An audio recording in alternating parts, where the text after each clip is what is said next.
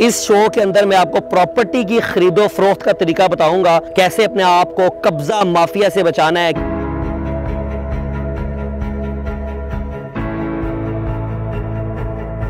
LDA की जब हम बात करते हैं तो जिसको हम लाहौर डेवलपमेंट अथॉरिटी कहते हैं, तो उसमें सबसे पहले तो उनकी वेबसाइट मौजूद है जिसके ऊपर से आप सोसाइटीज़ को सर्च कर सकते हैं कि वो लीगल हैं या इलीगल हैं।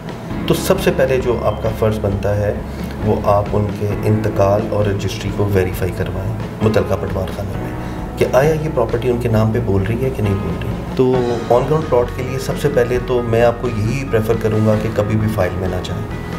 इवन डैट फ़ाइल इस वक्त अगर आपने ये कह रहे हैं ना कि मैंने फ़ाइल ले ली है और मैं 4-5 साल में किसी प्लॉट का मालिक बन जाऊँगा, तो मेरा नहीं ख्याल है कि आप मालिक बन पाएंगे।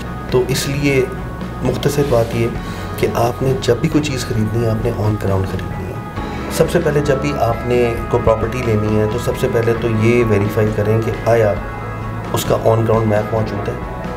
ऑन ग्राउंड मैप मौजूद है तो इसका मतलब है कि उसके पास वो ज़मीन मौजूद है, और अगर ज़मीन मौजूद है तो ये आपका काम है चेक करना कि अगर वो 500 प्लॉट की सोसाइटी है, चाहे 5000 प्लॉट की सोसाइटी है, तो आया वो मैप उसी ही जगह का है।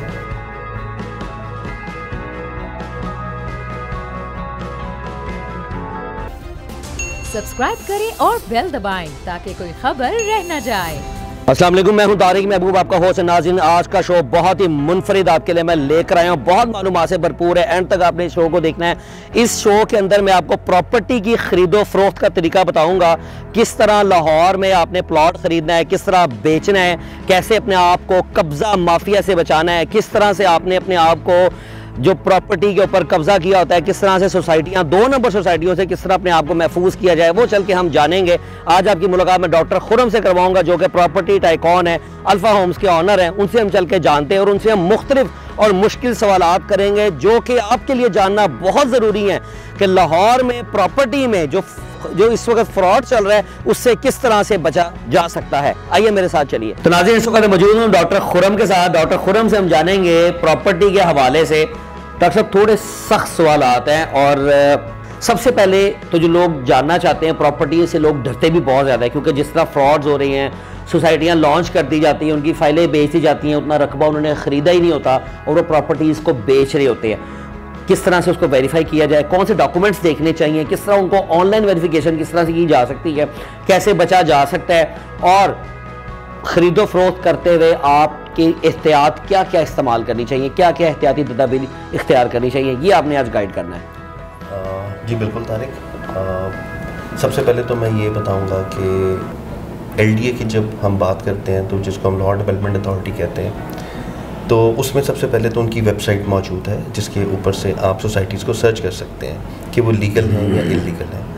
उसके अलावा जब आप एक ऐसी सोसाइटी में जाते हैं जो कि ना LDA में रजिस्टर्ड है, ना RUDA Ravi urban development authority में रजिस्टर्ड है, और वो सिंपल रजिस्ट्री इंतकाल वाले रकबे हैं, तो सबसे पहले जो आपका फ़र्ज़ बनता है वो आप उनके इंतकाल और रजिस्ट्री को वेरीफाई करवाएं मुतलका पटवार खाने में कि आया ये प्रॉपर्टी उनके नाम पे बोल रही है कि नहीं बोल रही।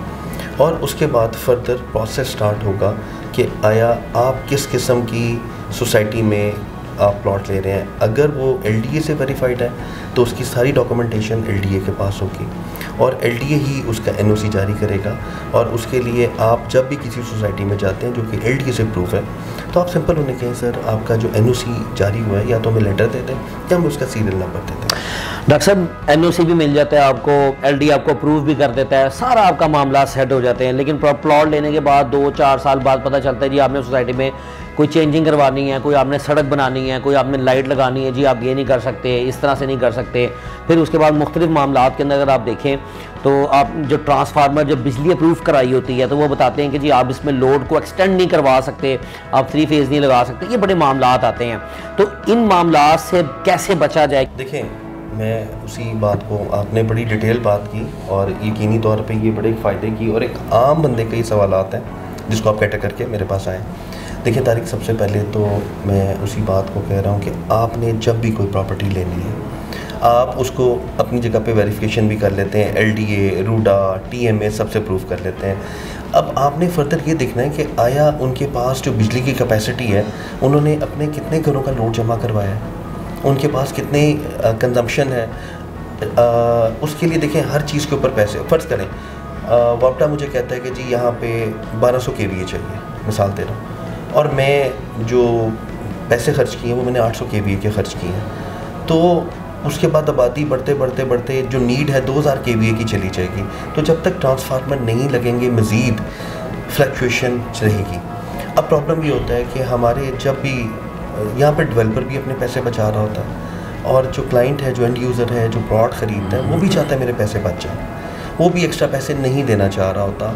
और किसी मौके के ऊपर क्योंकि जिस तरह प्राइसेस बढ़ी हैं, इन्फ्लेशन हुई है, और आपको पता है कि चीज़ें अब उस तरह परफॉर्म नहीं कर रही। आपने कोई चीज़ कितने की ख़रीदी है, आपकी कॉस्ट कहाँ से कहाँ चली गई है। जो डेवलपिंग फ़ेज़ होता है उसमें आप अपने डेवलपमेंट के काम कर रहे होते हैं, सड़कों को सीधा कर रहे होते हैं, अपने सीवरेज के मामला को हैंडल कर रहे होते हैं, साइड पोल्स लग रहे होते हैं, लाइट पोल्स लग रहे होते हैं, और इससे रिलेटेड बॉन्ड्स वगैरह हो रहा होता है, चीज़ें होती हैं, ग्रीन बेल्ट्स को आप फोकस कर रहे होते हैं उस वक्त इन चीज़ों पे। उसके बाद जो अगला फ़ेज़ होता है वो होता है डेवलपमेंट फ़ेज़। जब बन गए हैं, चीज़ें तैयार हैं और वहाँ पे घर बनने जा रहे हैं, अब ये डिपेंड करता है कि आपके पास कटिंग कौन सी अवेलेबल है। अगर आपके पास कनाल का घर है तो डेफिनेटली कनाल के घर का मतलब है कम से कम 6 से 7 AC, और अगर आपके पास 3 मरले का घर है तो 3 मरले में नॉर्मली जो हमारी क्लास कैटेगरी है वो बड़ी ज़्यादा 1 या 2 से ज़्यादा AC अफोर्ड नहीं कर सकती। और जब 1 AC का लोड और 2 AC का लोड मैक्सिमम, और एक घर में 7 से 8 AC, उसके अलावा कैबिनेट्स, क्योंकि जब हम एक कनाल के घर की बात करते हैं तो उसका मतलब है 5 से 8 करोड़ रुपए का घर। जब हम 3 मरले की बात करते हैं तो वो हम बात कर रहे हैं 70 से लाख से 1 करोड़ सवा करोड़ रुपये तक का घर अप टू कंडीशन। तो वो बाइंग पावर पे डिपेंड करती है। तो उसी से ही हम कैलकुलेट करते हैं कि ये 10 घर हैं, 20 घर हैं, 50 घर हैं 3 मरले के, तो उसके लिए हमें ये इतना चाहिए। उसके लिए हम फिर सबमिशंस करवाते हैं, रिक्वेजिशंस आती हैं कि जी हमें इतने घरों का लोड चाहिए। बेहतर ये गाइड कर सकते हैं कि आप जब सोसाइटियाँ सेल करते हैं, जब आप उसको काटते हैं, जब आप उनकी प्लॉटिंग करके सेल करते हैं, तो उसमें आपको क्या मुश्किलात पेश आती हैं? तारिक, सबसे पहले तो ये कि जब आप डेफिनेटली बात कर रहे हैं कि प्लॉट्स और ऑन ग्राउंड और ऑफ ग्राउंड में हम फाइल लेते हैं। ऑन ग्राउंड में वो प्लॉट वो होते हैं कि जहाँ पे मौके पे आप कुछ बना सकते हैं, कुछ कर सकते हैं। तो ऑन ग्राउंड प्लॉट के लिए सबसे पहले तो मैं आपको यही प्रेफर करूँगा कि कभी भी फ़ाइल में ना जाएँ। इवन डैट फ़ाइल इस वक्त अगर आपने ये कह रहे हैं ना कि मैंने फ़ाइल ले ली है और मैं 4-5 साल में किसी प्लॉट का मालिक बन जाऊँगा, तो मेरा नहीं ख्याल है कि आप मालिक बन पाएंगे। उसकी वजह ये कि ना तो उतनी ज़मीन है जितनी के लोग फ़ाइलें बेच देते हैं, और बाद में हमारे हाथ में सिर्फ पछतावा होता है। तो इसलिए मुख्तसर बात ये कि आपने जब भी कोई चीज़ ख़रीदनी है आपने ऑन ग्राउंड ख़रीदनी है। ऑन ग्राउंड का ये फ़ायदा एटलीस्ट आपको पता तो है ये ज़मीन मौजूद है और मैंने यहाँ पे घर बनाना है। तो इन चीज़ों को आप किसी भी हवाले से, मैं हमेशा कहता हूँ और मैं बार बार कई फोरम्स पे भी आवाज़ उठा चुका हूँ कि खुदारा ये फ़ाइल सिस्टम बंद कर दो। तारीख सबसे पहले बात है कि ये जो जितने ये प्रॉब्लम है ना ज़्यादातर पाकिस्तान में, या हम जैसे तरक्की पजीर ममालिक में, दूसरे ममालिक में ऐसी चीज़ें आपको नहीं मिलेंगी। सबसे पहले जब भी आपने को प्रॉपर्टी लेनी है तो सबसे पहले तो ये वेरीफाई करें कि आया उसका ऑन ग्राउंड मैप मौजूद है। ऑन ग्राउंड मैप मौजूद है तो इसका मतलब है कि उसके पास वो ज़मीन मौजूद है, और अगर ज़मीन मौजूद है तो ये आपका काम है चेक करना कि अगर वो 500 प्लॉट की सोसाइटी है, चाहे 5000 प्लॉट की सोसाइटी है, तो आया वो मैप उसी ही जगह का है। सबसे पहले तो ये आप देखें। आप जब फ़ाइल लेते हैं ना तो आपको मैप नहीं दिया जाता, उसमें आपके साथ खेला जाता है। आपके पैसे मतलब आपको कल को ऑन ग्राउंड से ज़्यादा ही आप पैसे पे कर चुके होते हैं उसमें, एलोकेशन के नाम पे, पोजेशन के नाम पे, सर्विस चार्जेस के नाम पे, डेवलपमेंट चार्जेस के नाम पे।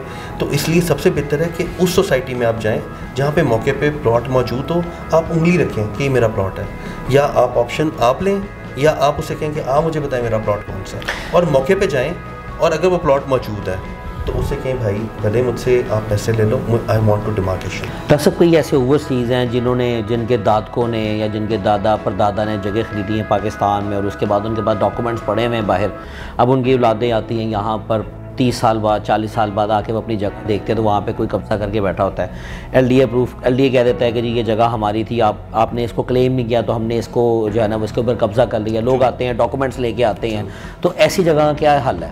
तारीख देखें, ऐसी जगह जो कि बाप दादा परदादा के नाम पे है, सबसे पहले तो उसकी, जब आप पाकिस्तान आते हैं और आप देखते हैं यार ये कभी इधर हमारी जगह होती थी और हम 40 साल बाद आए हैं और उधर घर बन चुके हैं या कोई ऐसी चीज़ है, तो सबसे पहले तो आप उसको बिल्कुल क्लेम कर सकते हैं। लेकिन आया आपके पास डॉक्यूमेंट्स कितने स्ट्रॉन्ग हैं? और अगर पटवारी उसको अपने नाम पे ट्रांसफ़र करवा चुका है, जो उस वक्त का अवेलेबल पटवारी है, उसने डॉक्यूमेंटेशन में काम कर लिया है, फिर क्या करेंगे? सबसे पहले तो देखें, अगर पटवारी मिल चुका है और पटवारी सारे काम कर चुका है तो सबसे पहले तो उसके देखें जी इंतकाल होने हैं। अगर उनके बाप दादा फौत हो गए हुए तो वरासत चढ़ेगी उनके वालदैन के नाम पे और वालदैन से बच्चों के नाम पे। तो ये इतना लंबा प्रोसेस है कि आप एक आम वरासत चढ़ाने चले जाएं तो आपको लग पता जाता है, तो ये तो समझे नामुमकिनात वाला काम हो गया। और अगर पटवारी मिलकर उस जगह को बेच चुका है तो फिर सवाए केस और लिटिगेशंस के अलावा आपके पास कोई हल नहीं है। हाँ, एक चीज़ हो सकती है कि अगर वो जगह खाली है और आपके बाप दादा के नाम पे थी और उधर कोई सॉलिड स्ट्रक्चर या बिल्डिंग या वो ज़मीन मज़ीद ट्रांसफ़र नहीं हुई और आपके नाम पे बोल रही है, फर्दर ट्रांसफ़र नहीं हुई, फिर आपके पास एक चांस है कि आप उस ज़मीन को बाय कर सकते हैं, गेट बैक कर सकते हैं, या आपको ज़मीन वो मिल सकती है। उसमें ये बाय का मैंने वर्ड इसलिए यूज़ किया कि समटाइम उधर कोई लोग बैठे होते हैं तो आप उनको पैसे देके थोड़े बहुत देके तो उनको उठाते हैं और आप अपनी जगह को एक्वायर कर लें। बहुत शुक्रिया डॉक्टर साहब आपका।